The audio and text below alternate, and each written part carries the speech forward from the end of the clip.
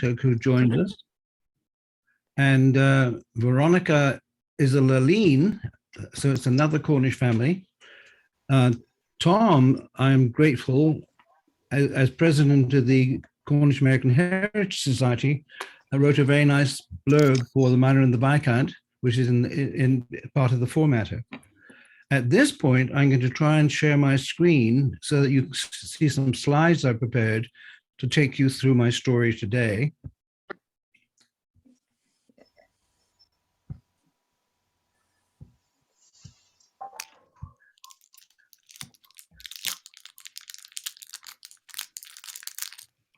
And let's make sure that we can be on mute.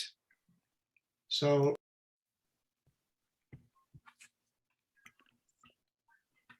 Okay. Hold on here. I think I'm going to have to do a little bit more manipulation.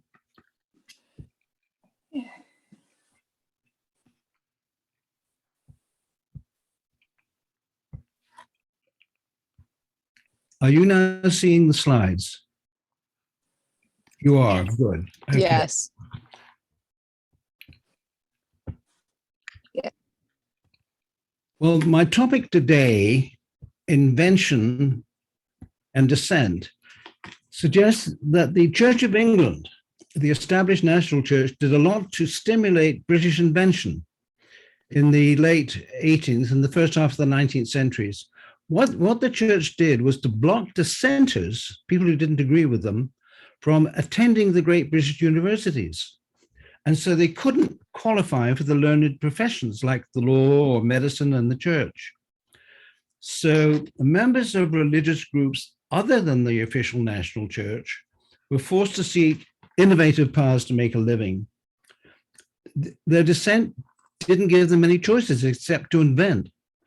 So I'm going to make a historical case of that idea.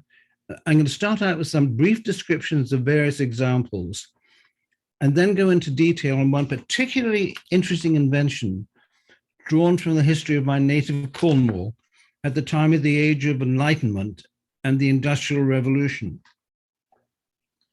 As many of you know, I'm very deeply interested in the land of my ancestors. And that inspired me to embark on what turned out to be a huge project of researching and writing an historical novel. It's set in Cornwall in the late 18th century, which is a period that I find particularly interesting. It's set on various themes. It features a really important statesman, William Pitt the Elder, who had a connection to Cornwall. His family owned a property there, Connacht, great estate. It was the birthplace of the Industrial Revolution. John Smeaton was a great engineer. Many people call him the first civil engineer in the world. He worked closely in improving the steam engine. And at the time my book started, there were 70 steam engines working in the great tin and copper mines, the hard rock, deep mines.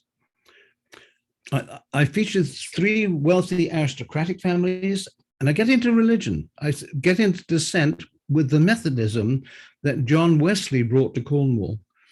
He rode his horse from London, taking 5 or 6 days, 32 times to take his dissent to the Church of England into Cornwall. And among other things, he preached at a great natural amphitheater, Gwenet Pit, which was where he preached, he said in his journal, to 230,000 souls, every one of which heard the voice of God. Now, I have a dream that I will write a sequel to this novel. It hasn't happened yet. But my concept is to call it Rebellion and Reform, and to lead on with different examples of the similar themes with additional characters. William Pitt the Younger, for example. I mean, he was the brilliant son of his father who trained him. He became prime minister to George III at the age of 24. We'll get into a different technology, not steam, but china clay, and porcelain, and a different dissent, the Quakers, and an individual Quaker called William Cookworthy, who lived just across the border from Cornwall in Devon.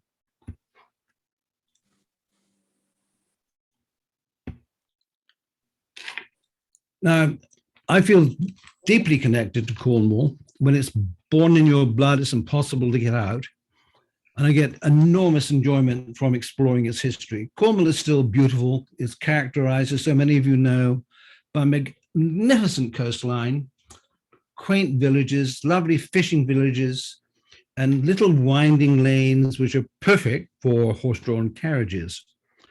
When I first took my New England wife, Penny, to Cornwall, she said, "You grew up here? No wonder you're so narrow-minded." So today I'm going to share with you some information, some ideas, and that I've pieced together from research. And I may from time to time share with you some digressions. I apologize for that in advance, but several connections. And over the centuries, Cornwall has been a hotbed of dissent and even rebellion, is an important part of the story here. And it gets into conflict with the Church of England. And from there, we will sail to China, which is the land of mystery in the old world. And from there to North Carolina in the New World, which is the state of native resources and wonderful resources of the New World. And we look for gold with the help of the great Cornish miners. And then we go to Oxford University to understand how this dissenting thing worked. Because there's a very official policy. We talk about one of the Pitt family, Thomas Pitt, the cousin of the great prime minister. And who gave his name to Pittsburgh, by the way.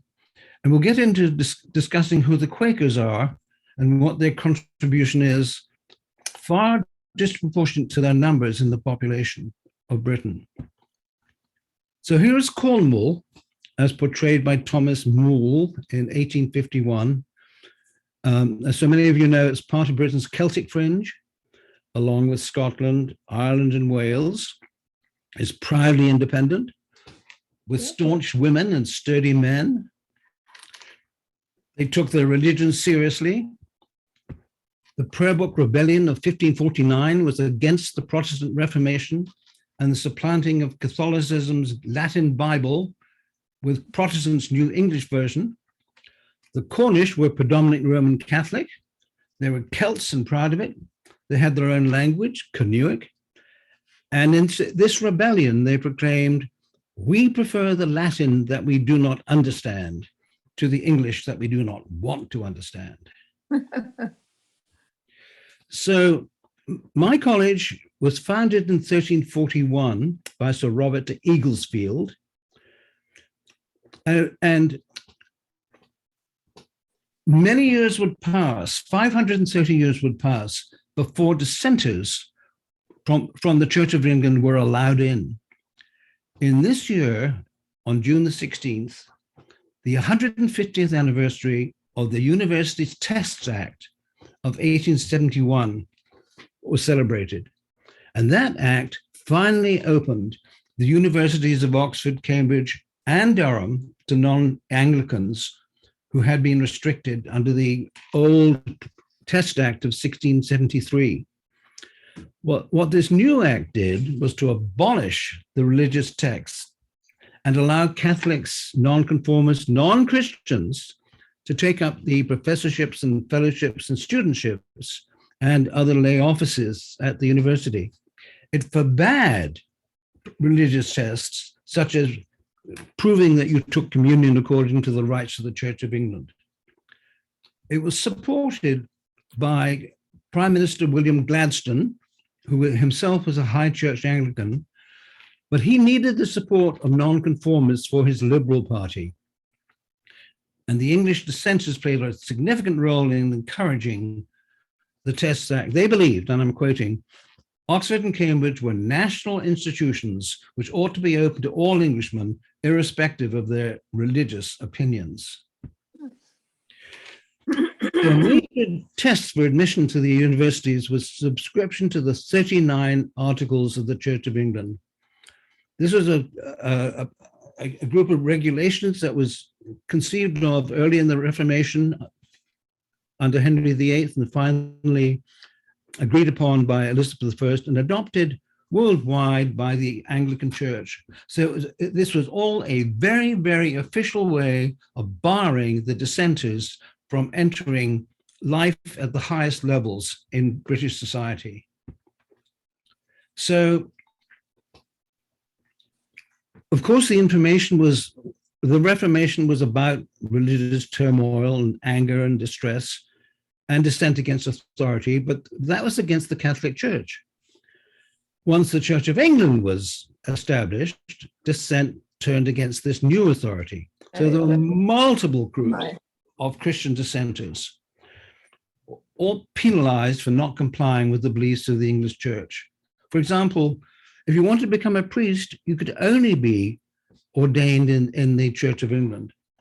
But I will get to focus mainly on the Quakers as we get into our story. So the Religious Society of Friends began in Lancashire as a movement in England founded by George Fox in the mid-17th century, about the same time as the English Civil War. In fact, George Fox met with Oliver Cromwell, the great leader in the Civil War, whom he impressed greatly. He was the son of a prosperous weaver. He was a thoughtful and serious young man with strong principles. He tried out various dissenting groups, and he finally left one who refused to agree with his thesis that women had souls. Members of the society he founded were informally named as Quakers, as they were said to tremble in the way of the Lord. They faced an awful lot of opposition and persecution. George Fox traveled widely promoting his views, not only throughout Britain, but also in Europe and as far as the West Indies and America. They were a very effective community and they were organized to help each other.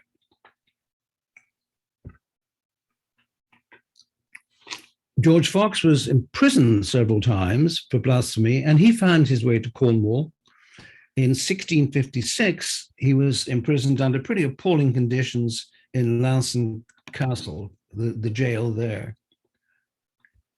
There's some lovely spots that remind us of Quakers in Cornwall from the earliest days, from 1653. This Quaker cottage in Come to Good, this photograph was provided me by my daughter, Sarah. Thank you for that, Sarah. And she describes it as a beautiful, simple, quiet location to sit and contemplate so much of the Quaker tradition. Of course, the Quakers continued to expand. As I mentioned earlier, they went to America. And William Pitt is a wonderful example of an enterprising Quaker. He was a real estate developer.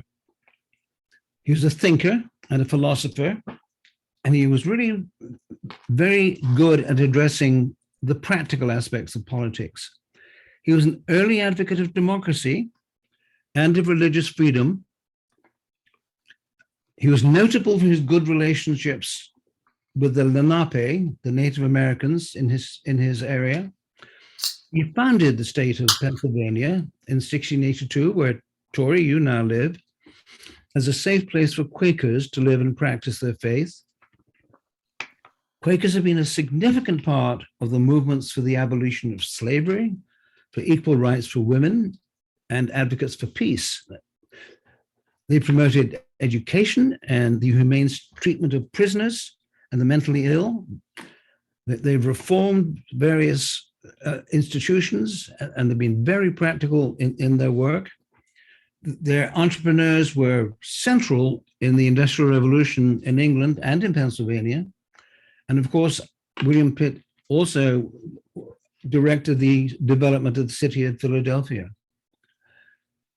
In 1681, the King Charles II handed over a large chunk of his American land to William Penn to satisfy a debt that his father owed to Pitt's father.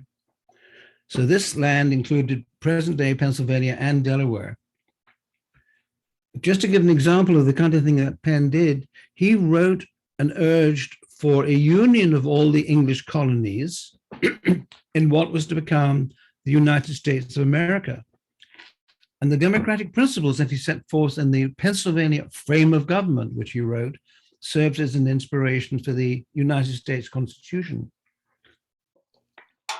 And as a Pacific Quaker, he considered the problems of war and peace very deeply, and he developed a forward-looking project for what later became the United States of Europe.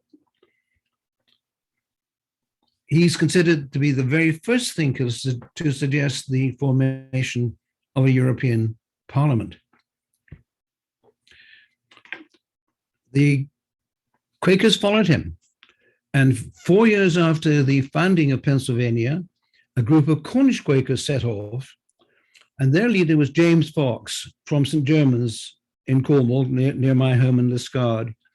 He came over with his family and 8 servants. They were not related to George Fox. They're a different family, the Fox family, who became very prominent and very wealthy in Cornwall, financiers of various industries.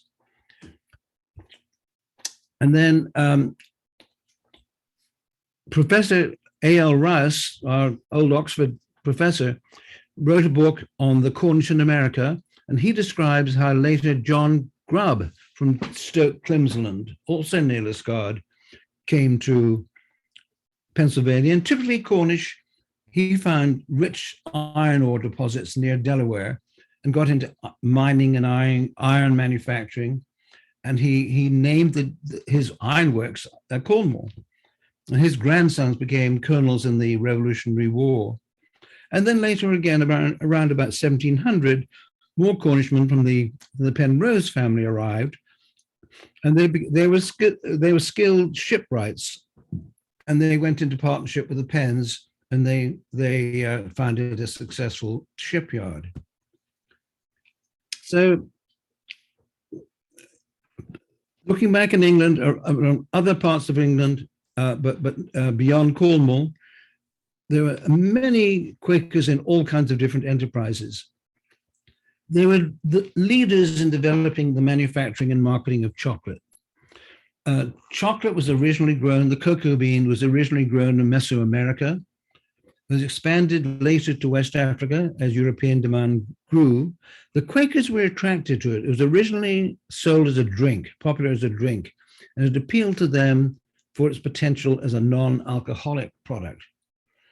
Joseph Fry patented a method of grinding cocoa beans using a steam engine. And the Quakers were pioneers in business methods, employment policies.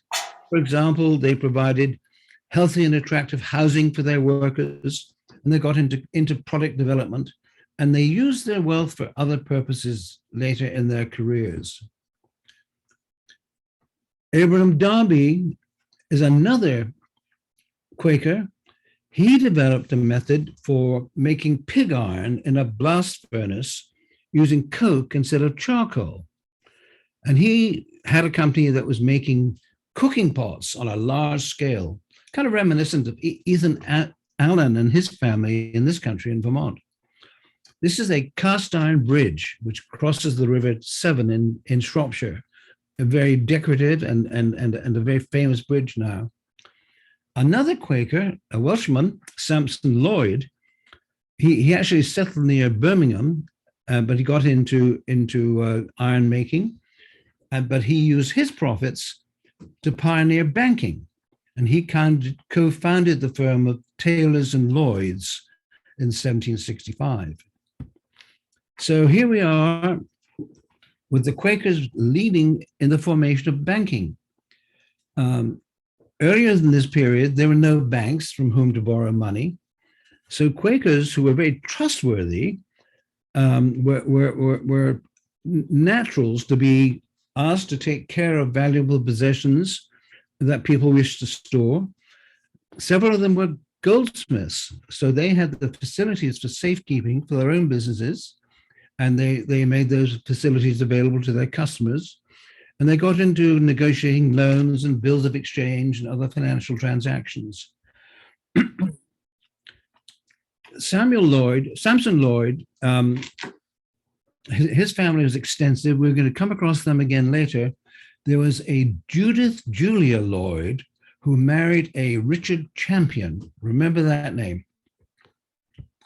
Barclays Bank, they were also traced back to two Quakers who were goldsmiths. They were in Lombard Street, John Freem and Thomas Gould. But they invited a brother-in-law, Joseph Barclay, to come into the business. And of course, the Barclay name has been prominent ever since. The Quakers were into all kinds of things.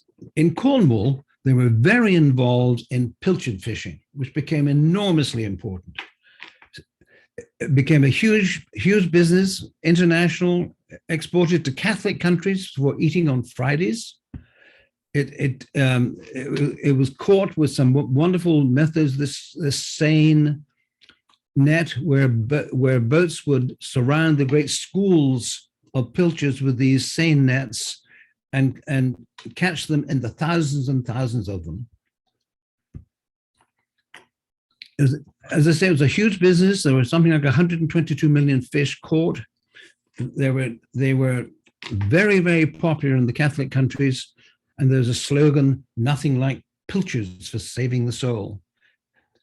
It needed a lot of financing. A lot of equipment was involved.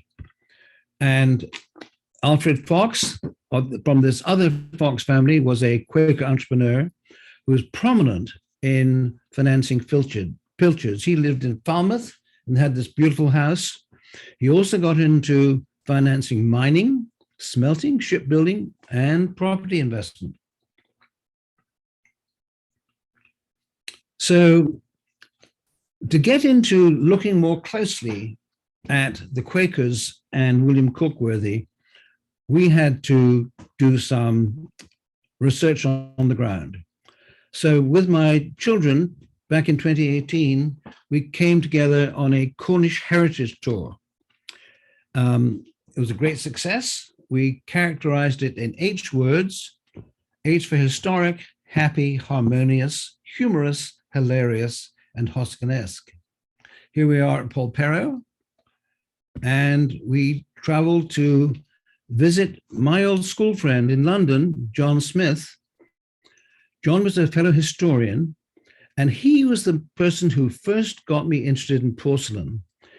He had persuaded his father, when he was newly retired, to start collecting the historic Bristol porcelain as a hobby. And John, incidentally, is the godfather of my daughter, Sarah. So he told us a lot about porcelain, and he showed us examples of part of his collection at his home in Notting Hill Gate. Much of the collection is in Bristol Museum now, and John helped produce the book on Richard Champion, this Quaker and potter, that has been a great source of information on historic porcelain. I asked John to introduce me to the curator of the Bristol Museum, where much of the collection is housed, but he directed me to the Plymouth Museum, which is located right across the River Tamar from Cornwall. But it was closed in 2018, and they had loaned much of the collection they had to nearby Kingsbridge, because in addition to the Bristol porcelain, John became interested in Plymouth porcelain. So we headed off to Kingsbridge. And here we are where we met Angela. Angela was outside the Kingsbridge Museum, the Cookworthy Museum, and she was putting flowers in a planter on the sidewalk outside. And the museum was closed. It was closed an hour before time, so our trip appeared to be wasted. But Angela invited us for tea at her house across the street, and she and Sarah got into conversation. It turned out that she had actually lived in Cincinnati for a couple of years, where I lived, when her father, Norman Squirrel, was briefly transferred by Procter and Gamble, just like me. And it turned out that we had been colleagues in England. She's also a friend of one of the outstanding Ollie moderators here in Cincinnati, Sally Moore. And Angela, with great generosity, gave me slides from her PowerPoint lecture for the museum, where she did this as a docent, has been a great help in producing this information. Thank you. So, thank you, Angela. So, William Cookworthy, he was a West Countryman, born in Kingsbridge, just across the border from Cornwall, born in 1705, and he was the son of a Quaker weaver, a serge maker. Unfortunately, the family lost their fortune in the Great South Sea Bubble scam. And William's father died a disappointed man before he was 14. So it fell to him to support his family, his mother and 6 siblings. And how he did that is much of the story. He was not only very intelligent, but he was extremely curious. And he went on to lead a very full, energetic, virtuous, influential, successful life. He married Sarah Berry, another Quaker from nearby Taunton. They had 5 daughters before she died 10 years later. So he became prominent as a Quaker and became a Quaker minister. He attended the London meeting where much of the government of the Quakers was conducted. He was a polymath. He was versatile. He was a deep spiritual thinker. He translated from the Latin the treatises of the Swedish theologian Emanuel Swedenborg. He was a druggist, a pharmacist. He had walked to London as a 14-year-old lad to apprentice with a pharmacist in London. And he was a man of enormous warmth and depth. And he had many, many friends and acquaintances, prominent people, including John Smeaton, the first civil engineer, who was the inventor and builder of the Eddystone Lighthouse. He attracted intellectuals such as Samuel Johnson. When the explorer Captain Cook was planning his voyages to Australasia, he and the crew of the Endeavour stayed in William Cookworthy's house in Plymouth, and his research on diet helped them enormously in preventing rickets on that trip. Friend of artists, including Joshua Reynolds, and aristocrats, most notably including Sir Thomas Pitt, cousin of the great Prime Minister, who was later Lord Camelford, who would play a very important role in this. But what made him famous was his work with porcelain. 20 years of study, experimentation, trial and error that made him an overnight success when he finally cracked the code that the Chinese had guarded for centuries. This is an extract from the journal of a visitor of his that I found wonderful in describing the nature of William Cookworthy. Spent this whole day from 9 o'clock in the morning till 12:30 at night with William Cookworthy, canvassing politics, religion, history, etc. The most learned, kind, sensible man I ever knew. He has explored every country, understands many languages, an amazing memory, excellent delivery. Catholic in the extreme, meek, humble, and divested of the least particle of vanity, pedantry, in short, the most refined and accomplished man. I mentioned his friendship with John Smeaton.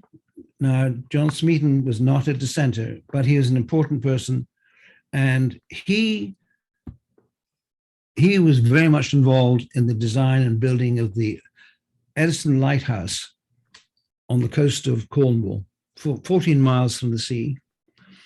What he did was to design basically a prefabricated structure of granite which needed to be cemented together and secured to a reef that was beneath the sea at high tide and which had caused the wreck of over 600 ships before the first lighthouse was built. And cementing those blocks together required a hydraulic cement that worked in salt water. And that was designed by the young pharmacist, William Cookworthy, who experimented and found ways of making that work. And that original lighthouse stands today as a museum above Plymouth Sound. We talked about the late 18th century being the age of enlightenment. It was a period when there was an increasing desire for better designed, more elegance, finer things, better materials. The English potters did all right with their stoneware and their pottery, but they couldn't compete with the elegance of Chinese porcelain.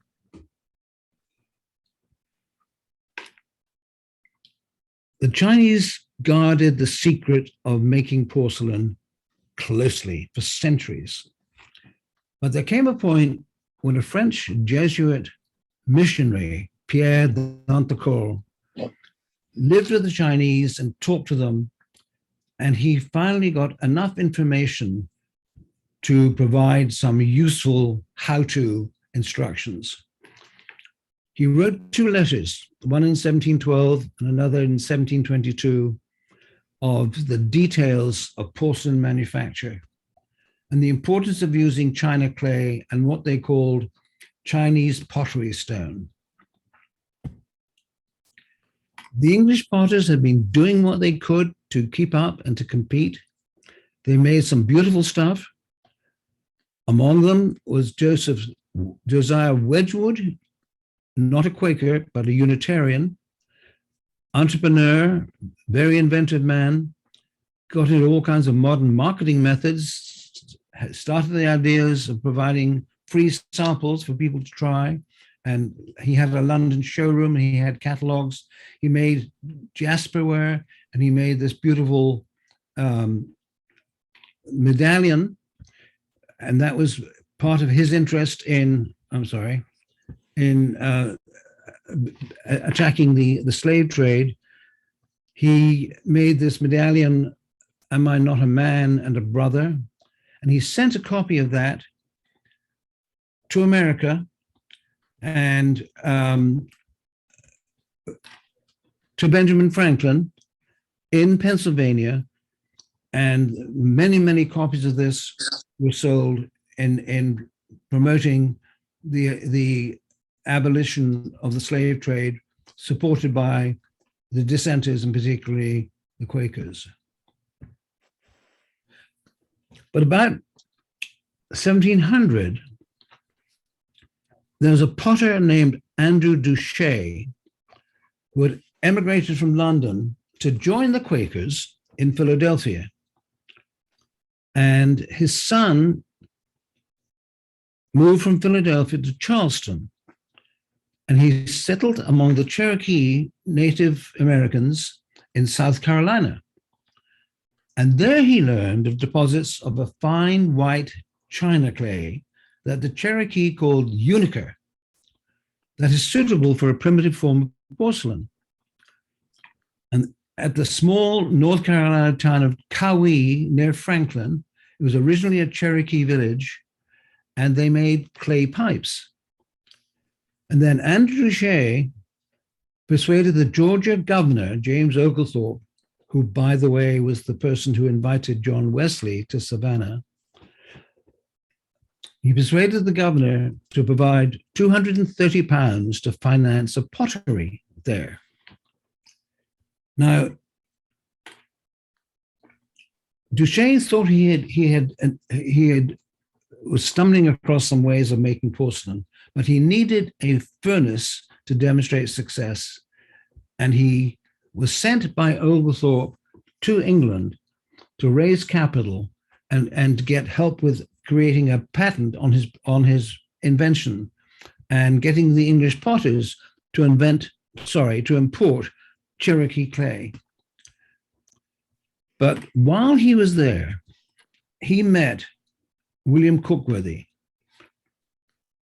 and that would change things.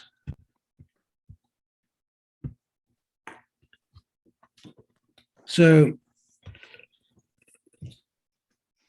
word of these deposits of fine china clay reached the English potters, and Josiah Wedgwood sent his agent, Thomas Griffiths, to South Carolina to try and work out an exclusive deal for import of the so-called Cherokee earth. And I visited there largely because Tori's daughter, Emily, was in college in South Carolina at the time, and Sarah and I went down to visit them. But there were some 5,000 tons of clay that they used, and it was very successful, and they thought they were onto a very good thing here.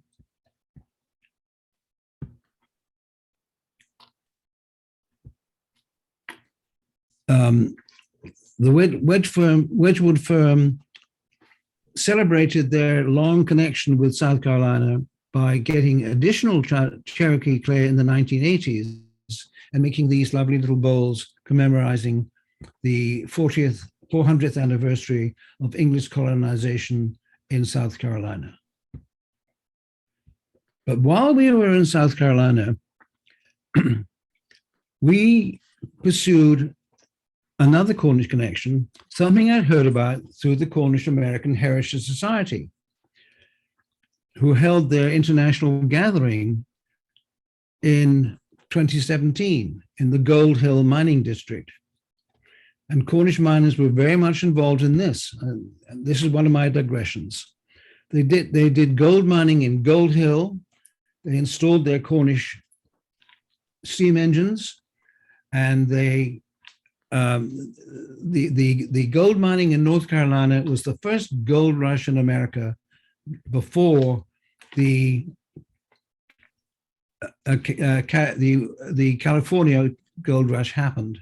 The Cornish were very prominent there and did a great deal of application of their mining expertise. So we took the opportunity of seeing a Cornish mining, a pumping engine, and getting down into mines and enjoying that association with Cornwall. Back to William Cookworthy. So Andrew Duché sparked a real interest in porcelain in William Cookworthy. So Cookworthy, the pharmacist, thought he could make some experiments and do some investigation and figure out how to make porcelain.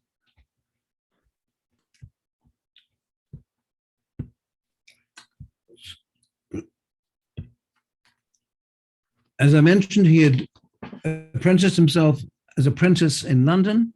This is the old Plough Court Pharmacy back in 1715, just around the corner from Lombard Street, center of banking and where many Quakers lived.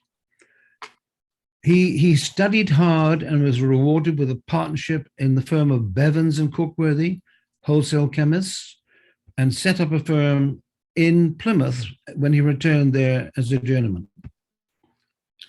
So one can imagine that the apothecary is a busy place. Importantly, the kind of work that a pharmacist does trained Cookworthy in the precise experimentation and measurement and careful control of ingredients that contributed to his development of porcelain.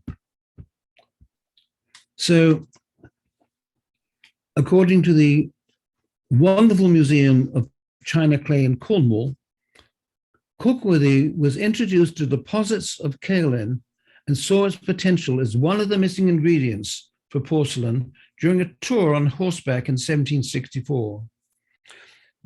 What he learned was that the engine men in the tin mines had long been using kaolin to fill cracks in the furnaces of the steam engines, since it coped well with heat.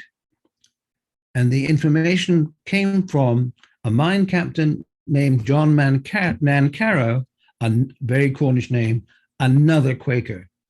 So now he's ready to really pursue his investigations. He rode his horse throughout Cornwall, and then down towards Land's End, he stopped at the town of Briege, between Helston and Penzance, and on Tregonning Hill, he discovered these deposits. Kaolin and the other key ingredient, Patunsi, which is a micaceous rock close to feldspar. And the decomposition of these ingredients were what made china clay.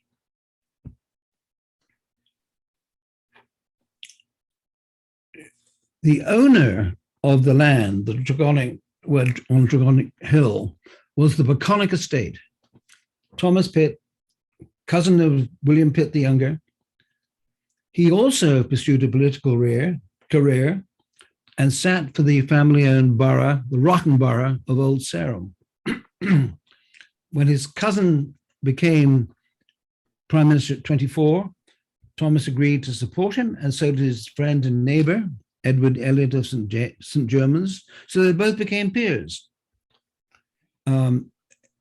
Edward Elliot was married to Harriet Pitt, Thomas's sister, and they became very prominent in the influence of the government.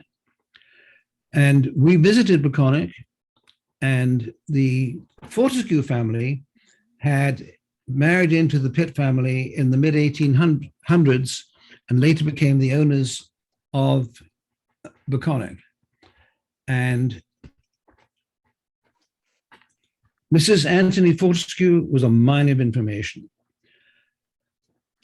She described Thomas Pitt, later Lord Camelford, as a flamboyant character with artistic tendencies and a significant gift for architecture. Now, he was married, but it was a marriage of convenience, and he had a reputation as a homosexual. Elizabeth told me that Thomas was known as the artistic one. But William Cookworthy approached Thomas Pitt about china clay and porcelain, and as an artistic person, he was enthusiastic. He also had to rebuild the family fortune at that time, and he was willing to invest with Cookworthy and support him in legal matters such as patent applications. And there's a letter from him that explains very much what was on his mind. With regard to the porcelain manufactory, it was undertaken by Mr. Cookworthy upon having discovered on an estate of mine a certain white saponaceous clay, soap-like, and close by it a species of granite or moorstone, white, with greenish spots, which he immediately perceived to be the two materials described by the missionary Père d'Anthocol as the constituent parts of the Chinese porcelain.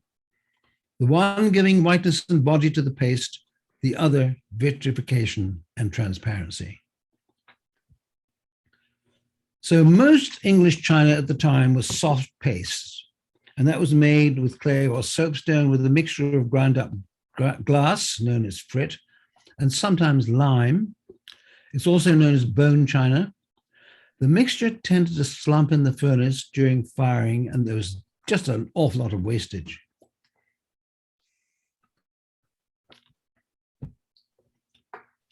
With the Chinese hard paste, the mixture was very exact and the process was very exact. The important thing is that the glaze and the body were both similar chemically, so they would react in the same way to the process. There was one very high temperature firing, and there was a sort of a built-in vitrification. Now, modern porcelains are often biscuit fired at around 1,000 degrees centigrade, that's about 1,800 Fahrenheit, then coated with glaze, and then sent for a second glaze firing at about 1,300 Fahrenheit or almost 2,400 degrees Fahrenheit. So it's a very precise, demanding process. So the so-called Plymouth porcelain that William Cookworthy made at his factory in Plymouth resulted from lengthy and patient trial and error, a good deal of financial support and advice from Lord Camelford, eventually resulting in a patent being granted so they could proceed with confidence to invest in the Plymouth works. And they were in production for a while. They did a good deal of experimenting with firing to get to pure color, which was very important. It was very important that the different materials reacted to extreme heat with the same degree of expansion and contraction. So the Plymouth Porcelain Company was financed with 14 shares among family and friends, with total capital of £280. And notably, one of the shareholders was the Quaker Joseph Fry. He was the Quaker who had founded the Fry Chocolate Company in Bristol, and he also was a type founder, again, a very versatile, entrepreneurial kind of man.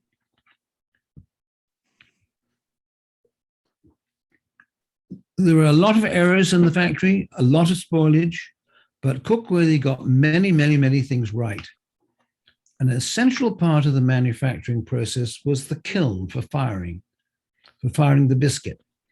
And what Cookworthy designed was a wood-fired kiln that properly distributed the hot air throughout the kiln to vitrify the very precise mix of materials and glazes without spoiling the ware or causing it to get smoked.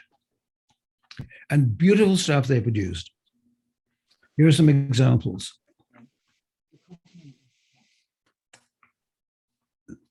These were a fairly small percentage of the total output because there was so much spoilage. But these are Cornish porcelains, extremely in high demand by collectors, very, very valuable these days. A porcelain cream jug and tea plate and cup. These are some of the beautifully decorated sauce boats. Sauce boats are popular among collectors. These were made in about 1780.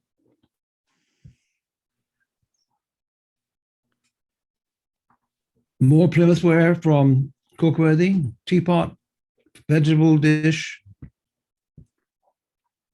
vases, ornamental pieces.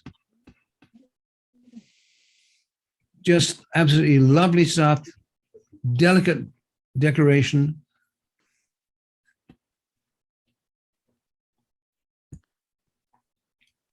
Here's a jug and a sucrier made for Thomas Pitt, decorated for him with his crest. But things did not go well in the factory because of the waste. And William Cookworthy brought in his cousin, Richard Champion, another Quaker. He was from Bristol. He was the one who was married into the Lloyd family, and he bought out the business, including Cookworthy's patent, and he took it back to Bristol. Now, he capitalized his business much more strongly at £6,000. He had his connection with the Lloyds, and that was a big help. And that connection introduced Richard Champion to the American and Caribbean trade.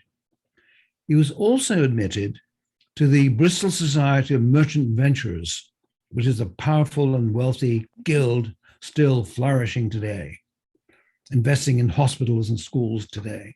Used to make the money out of the slave trade. But Richard Champion became sympathetic to the cause of the American colonists. He became a close friend of Edmund Burke, and he helped him get elected as Member of Parliament for Bristol. He moved to America, largely because he was in debt and in trouble, and he lived in Charleston, South Carolina. And he had a merchanting business which did well until the American Revolution. And then he later got involved in a very expensive attempt to extend the porcelain patent. So his pottery failed in 1780 when William Cookworthy repossessed the inventory and was finally sold off at auction by Christie's, the auctioneers. And this is what John Smith collected. These are some examples from that group.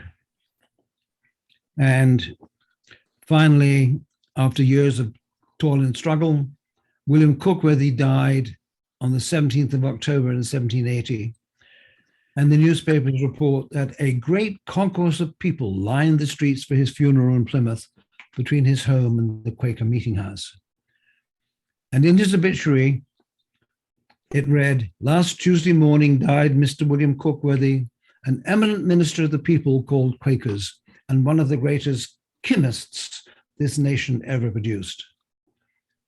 And among the worthies celebrated in the memorial windows of the Plymouth Town Hall is William Cookworthy, chemist and potter, the discoverer of the English china clay and the first maker in England of the porcelain. There are other great porcelain collections, one at Trelissick in Cornwall. Trelissick is near Truro at the head of the River Fowl, and it was the former home of the Copeland family, who were also manufacturers of fine china. And there was a major gallery devoted to Plymouth porcelain, including some of the very famous pieces made by William Cookworthy, the toper and the two putti. Much of it was sold in auction in 2013. Unfortunately, you missed an opportunity to add to your personal collections, including some very fine pieces. This is lot 31, a very fine and rare flambe glazed bottle vase with incised Kyongyong seal mark of the period. It was estimated to sell for £100,000. It actually sold for £337,000 or $435,000. But such exquisite beauty, and where did it come from? Dreary industrial ugliness. The waste from the process of extracting china clay leaves an industrial eyesore behind it. As you go to the town of St. Austell in Cornwall, you pass numerous clay tips with most of the pits now worked out. Much of the landscape around St. Austell is dominated by the china clay workings and remains. Cornwall offers 73 museums. If you're interested in how things work, Wheel Martin is a stellar attraction with a comprehensive picture of the china clay industry and its processes. The word wheel, by the way, is from the Cornish language, Canuic, and means working. It's applied to the tin mines as well.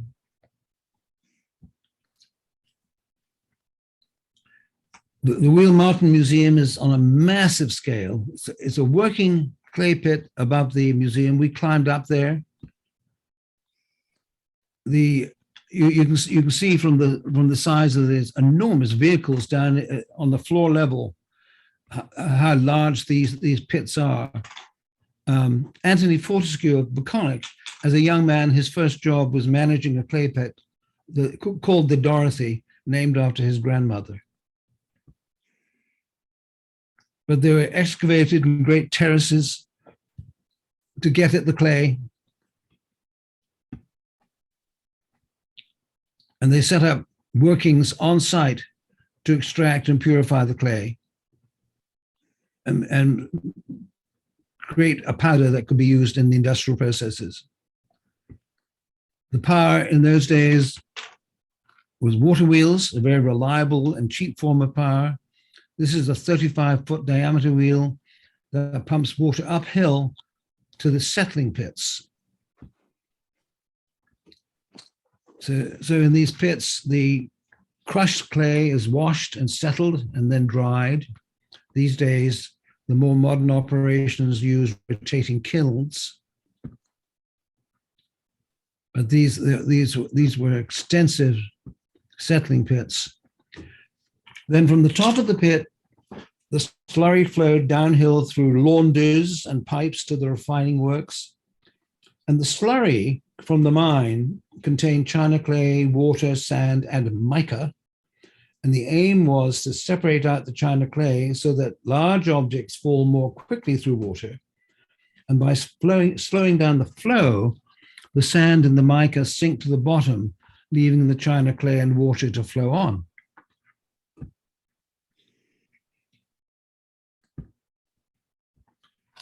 It became a huge industry.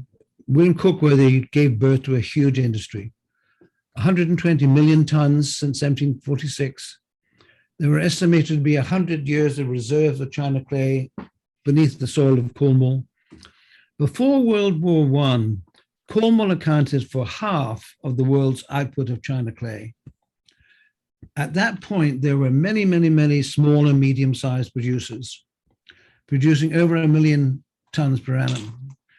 But over the years, it became more competitive and the demand declined. So they consolidated into a huge consolidated corporation called English China Clays Limited, which used their monopoly power to command a large share of what market there was. But eventually they were bought out by a French company. One of the new uses developed was after World War II, the manufacture of prefabricated concrete houses to help rebuild the post-war housing stock after the bombing of World War II, called the Cornish unit house.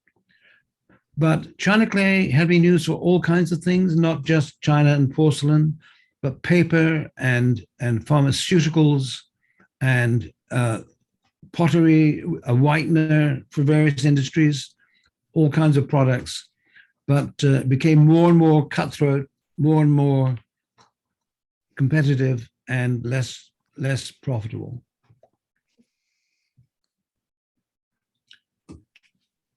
The Cornish, of course, are very creative in putting things to use. So one of the old pits was built into what is now being called the eighth wonder of the world, the Eden Project. It's a dramatic global garden housed in tropical biomes, and it's rated by the British Travel Association as the best attraction in Britain. It's a wonderful attraction of tropical gardens with enormous effects in being presented at night, and designed by an American artist called Bruce Munro. So there we are. I hope I've convinced you that Dissent to the Church of England was an important part of stimulating invention, and the Dissenters were among the greatest inventors that contributed to our standard of life and our quality of living today. So at this point, I'd love to discuss any questions you might have, and thank you so much for your attention. Thank you. Yes, thank you. Questions? Or comments? Angela, do you have a comment? I bet you do. Well, I'm very impressed with what you put together there. That's great. I mean, we knew all about, well, we knew something about William Cookworthy, but I hadn't put it into the context of Dissent, although I knew it as being a Quaker. And Yeah. I'm just very impressed to be reminded of all the other dissenters who did such great things. And I think that was a very fascinating presentation. Thank you, Richard. Thank you. What I find so interesting is research these days has become so much more facile with things like Wikipedia. But you look up something and there's an essay that answers your one question, but there's no context. And when you look up other things that might be the same period or the same person or the same area or something, you start spotting connections. And I think it's so much fun putting those together and creating patterns out of them. Mm. And I find my life's just full of coincidences, as that coincidence meeting you, virtually speaking, on my doorstep, and then finding those links. That happens to me all the time. But you have to talk to people in order to make a coincidence or to find a coincidence. So I invite everybody to go out and talk to everybody they can. Well, the coincidence of meeting you was just absolutely extraordinary. Mm. It was. I'm sorry my father wasn't alive to know about it. Well, he was a wonderful guy. Mm. I have a question. Yes. Is there any existing scholarship on this connection? Has anybody else published anything? Or are you the first? Did you rely on any secondary sources, or are you the first person to really give this a hard look? Well, before we get any false impressions, I'm no scholar. I don't know. It just occurred to me. It just seemed to me to be kind of neat. And I have not found any other writings that support that view, but it may partly be because I haven't read enough. I just don't know.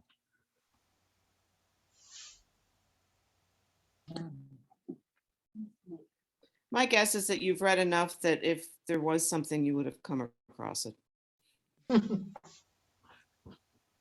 Well, I would not suggest that Orthodox people who were conventional members of the Church of England, for example, were not also very inventive. But I would suggest that there was a great stimulus to invent when you couldn't do the Orthodox jobs and join the Orthodox professions. Mm. I have a question about the amount of dissenters or dissension in Cornwall. The number or percentage of people who were dissenters compared to the number of people who were voluntary members of the Church of England. What percentage-wise was the group of dissenters? That's an interesting topic. There weren't terribly good census data available in the late 18th century. There've been some very careful estimates that put the Quakers in Britain at below 50,000. Out of a population at the time was, I think, around 8 million. There were other dissenters, though, too. There were who many other did not dissenters as subscribe well. to the Church of England, right? And the Methodists in particular were very strong. In Cornwall, Methodism was very successful with beautiful Methodist chapels all over the county, and with the paid ministers being supported by lay ministers, the lay preachers, who went out into the villages and places of very small population carrying the message. I don't know the answer to the broad question. That would be something interesting to pursue.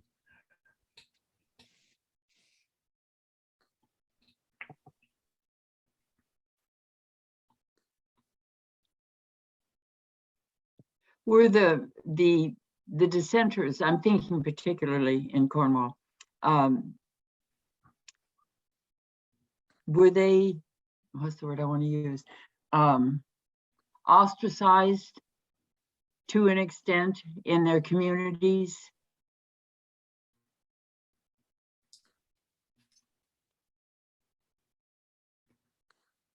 My experience from living there much later than the 18th century was that they were, by at least the early 20th century, they were very much part of their communities and participated in leadership in their communities and were very respected.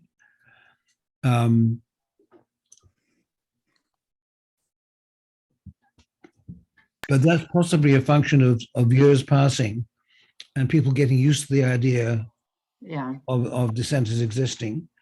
In the very early days, there was a good deal of persecution. I mean, I mentioned William Penn. He was imprisoned in England before he left England, for example, for being a Quaker, for being a dissenter. So in the 18th century, there was a lot of serious persecution. The Church of England was very oppressive and was very much the official royal church. It seems They had to have been a very courageous people to continue their beliefs in spite of what the local feelings were, and it was easier to go along and get along than to. Absolutely, and very strong in their convictions. It seems that what hasn't changed is that people with essentially shared beliefs around core beliefs that they have in common still find ways of disagreeing violently about fringes of that belief, and prevents union along broader lines that could make sharers in that core belief very much more powerful than they are. Well, I downloaded your book on Amazon and I'm going to read it. It's an interesting avenue of thought that I had never really given any particular strength to. So I'm looking forward to reading your book.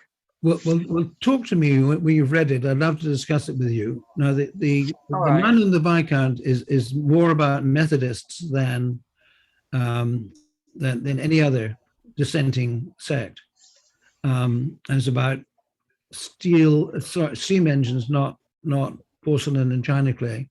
Yeah. But it's a very interesting period with a huge amount of inventiveness going on, and of course, in that time around the 1760s, the rotten boroughs were in full flow.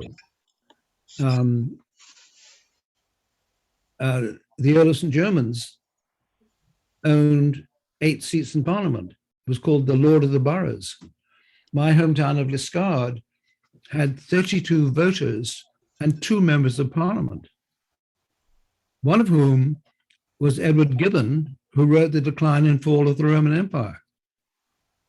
And he was the member of Parliament there because his cousin was married to the Earl of St. Germans. And depends on who you know, right? Old Montesquieu can come along and tell the American Constitution writers that Britain's successful government is based on the separation of powers. Really?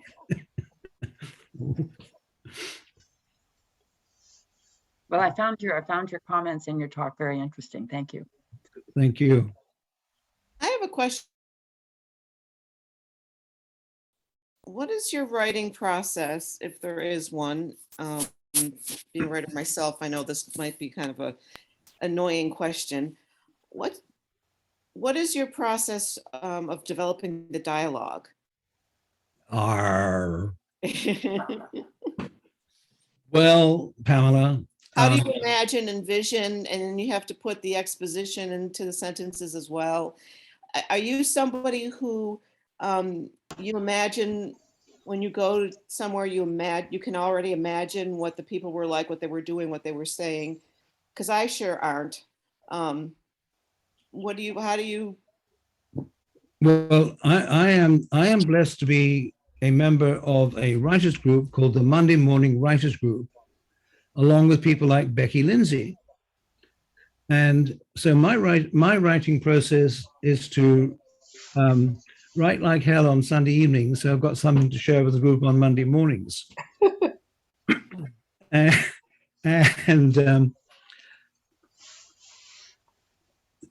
then I make a plan. My plan was I would complete the Minor of the Viscount in 2 years. And then I would say, item 1 on the plan is write an outline. And I sort of outline the first paragraph of chapter 1, and then I get stuck. But tomorrow's Monday morning, so I've got to write something. So I do. And then Becky criticizes it, and I go home and rewrite it, and it gets better. But what happens by the time you get to about chapter 3 or 4, and you start really defining your characters, something magic happens. I took the easy way out on 2 of the aristocratic families and used real families and researched them. The How is third that aristocratic family, the third aristocratic family I made up because they were villains. I couldn't insult people who, were real in real life, although many of them were villains. But what the magic that happens is that the characters take over. And I had a story in my mind from my reading of the history. But by the time the Sunday evening Scotch had taken over and I could no longer write coherently, I would end the chapter and saying, and Willie Bunt, one of my characters, Willie Bunt wondered what would happen next. And by golly, by the next Sunday evening, Willie had figured it out and I had a chapter to write. That was my writing process. Now, as a fiction writer, you have to be very imaginative to match real life. I mean, the way the Pitts got wealthy enough to buy the Baconic estate, 18,000 acres and a beautiful house. Their ancestor was the son of a poor clergyman who sent him to India to make his fortune, which he did. There were no banks in those days, and he could not wire money home. So he bought a huge diamond and buried it in the heel of his son's boot, put his son on a sailing ship, and sent him for 3 months across the oceans to get back to England to sell his diamond to the king. The king didn't have enough money to buy it because he was spending his money on fighting the American colonists. So they sold it to the French for their crown jewels. And with that, he bought Baconic and 9 other country estates. I mean, it's huge. It's a huge diamond. And Elizabeth Fortescue said, when we were visiting her, she said, Richard, we are still living on that diamond today. Now, if a fiction writer told that story as fiction, the audience would say, that's nonsense. That's unbelievable. You've gone too far.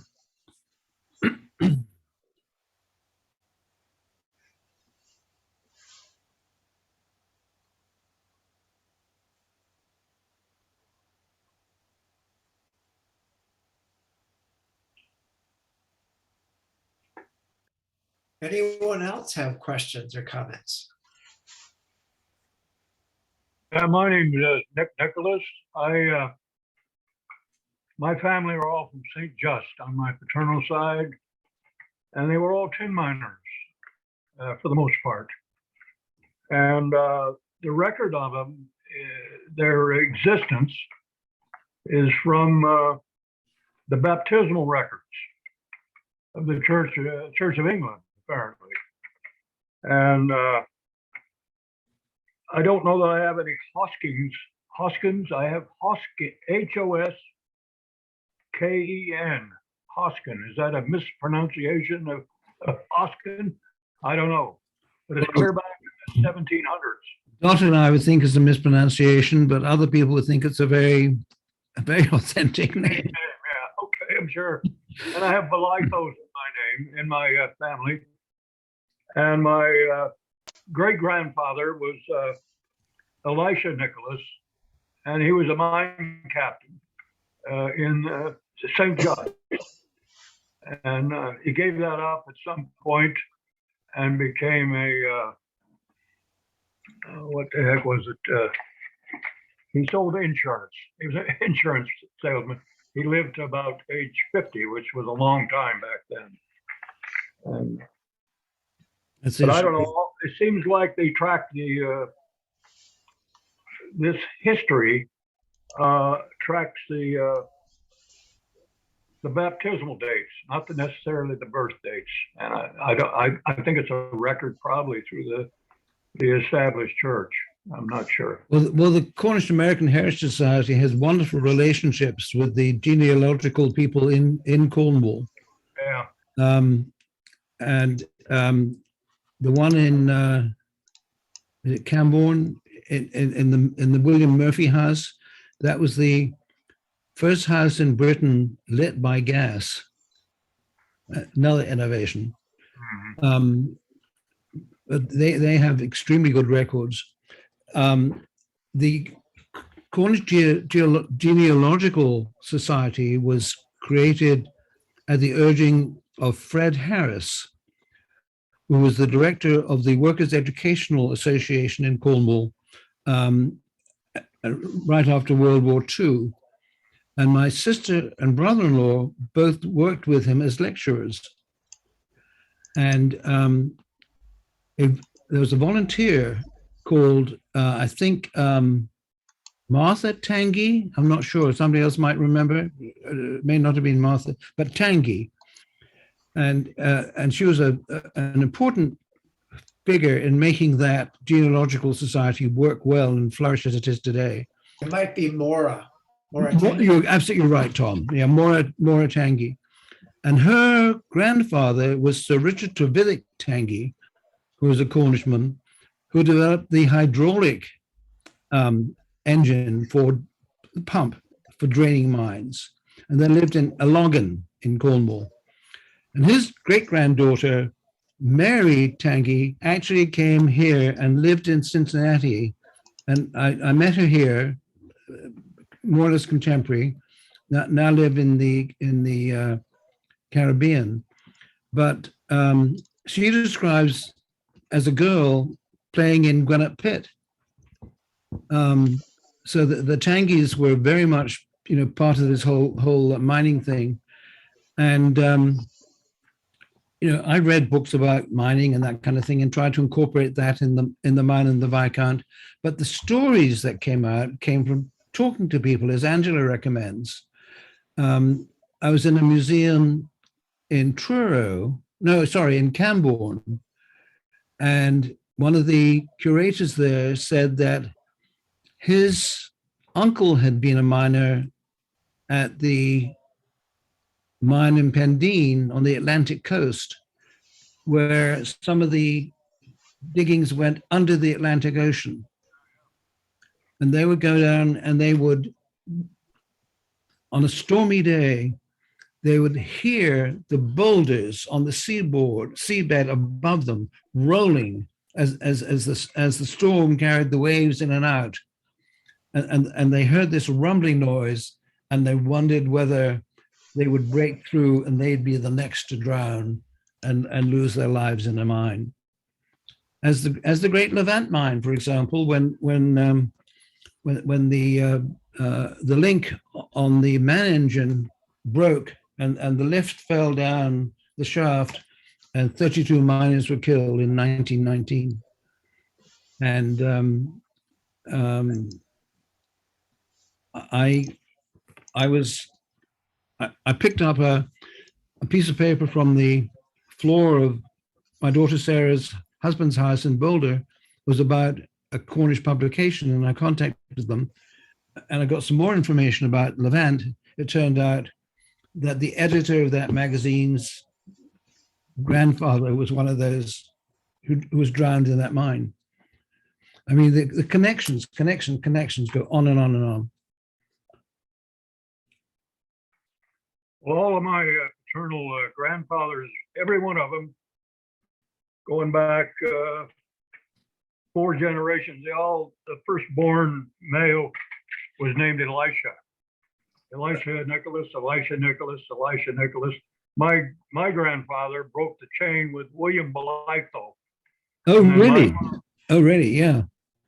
And then my father was William Kenneth, and I'm William Kenneth Jr. He was actually born in Plymouth. They were immigrating. They immigrated to this country, and my father didn't have a proof of birth. His citizenship was piggybacked on my grandfather's naturalization papers. He was listed, as was my older Aunt Dorothy. And then, of course, they settled in Colorado. There were a lot of hard rock mining in Colorado. He wasn't a hard rock miner, but they went there because they knew that's where the people were, the Cornish people. Yes, yes. They settled there. Well, Sarah, you took me to the mining museum in Colorado, and we met your friend from Cornwall. That was kind of interesting. Would you like to talk about that a little bit? Well, yeah, I'm just wondering, with the man who was just talking, where do you live in Colorado, or where's your family? Oh, my family was in Denver, is where they settled. And Okay. the other family was my grandfather's sisters wound up, a bunch of them, several of them, in Colorado Springs. And we had some mining claims. They were placer claims and hard rock as well, but we worked as placer. And the plan was for me to go to Colorado School of Mines in Golden, but I No. had an adequate education in high school, they called it, to go there. I wasn't qualified, so I wound up going to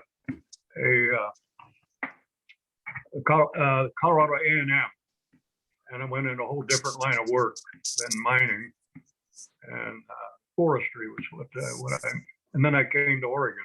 I'm in Oregon now. I'm retired, Okay. 83 Yeah. years old now. Good for you.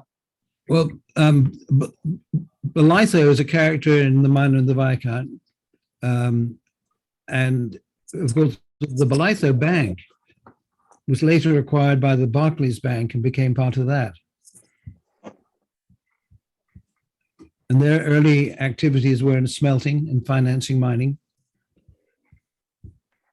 Well, I think all my ancestors just worked primarily in mining, Yeah, yeah, and that would show up as their occupation. yeah. Fascinating. Anyway, I'm not sorry that I wound up where I did, because I didn't have to work underground. Right, right. I've had a rich and full life, and a number of children, a good wife of 50 years, and she passed 6.5 years ago. So. Sorry, yeah. Well, I had a cousin who went to the Camborne School of Mines, and he ended up working in Rhodesia at the Roan Antelope Mine, the great Roan Antelope Mine. And I remember when I was at Liscard Grammar School, we had a geography test. And one of the questions was famous copper mine in Rhodesia.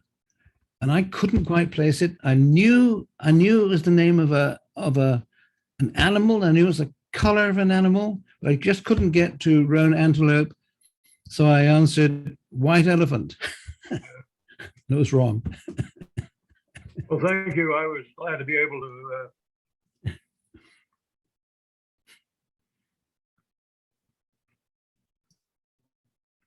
Did you get any points for creativity with that answer? It's been hard throughout my life to turn creativity into rewarded activity, Pam.